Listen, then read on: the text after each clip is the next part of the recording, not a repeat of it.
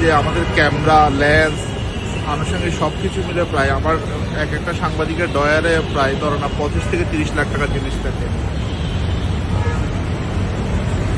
আমার সব স্মৃতি, আমার যে এত বছরের কেরিয়ারে যে ছবি তোলা, আমার যে 4-5টা হার্ড ড্রাইভ, তারপরে হচ্ছে আমার পাসপোর্ট।